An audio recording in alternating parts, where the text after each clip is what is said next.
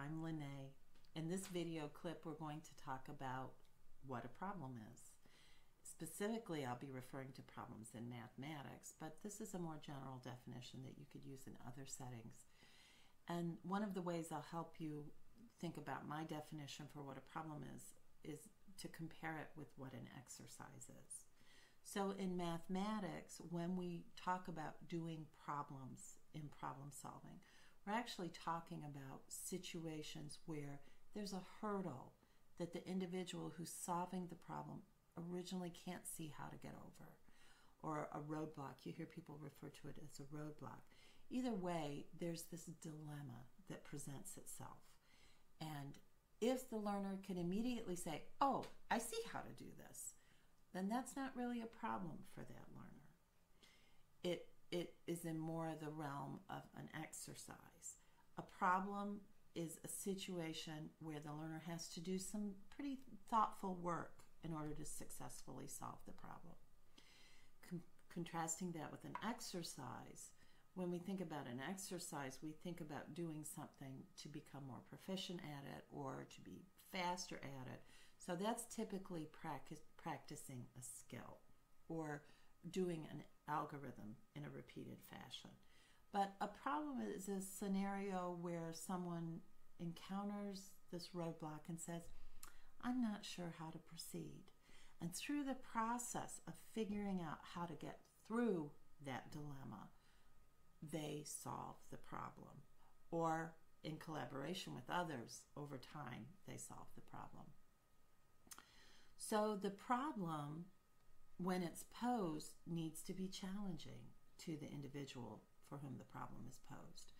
Teachers ask me, how do I choose a good problem for a student? You really have to know the level of work that your students are at, and you really need to know that what you're getting ready to ask them won't be easy. That's hard for us to do as teachers because we really want to help our students as much as we can. But if we provide situations that are too easy, then we're not really asking our students to do problems. We're asking them to do exercises. So the problem has to have this dilemma embedded in it. It has to be something that will push the student in their thinking. And we do want to select problem situations that students have a pretty good chance of solving after they've done some substantive work. I'll give you an example of a problem that tends to challenge learners, and that's a problem that I refer to as the hats problem. There are different scenarios that this problem is set up in. One is that three people are in a row, and each person is wearing either a yellow hat or a red hat, chosen from a bag of 5 hats, 3 of which are red and 2 of which are yellow. And the third person can see the 2 people in front of her. And she says, I don't know what color hat I'm wearing.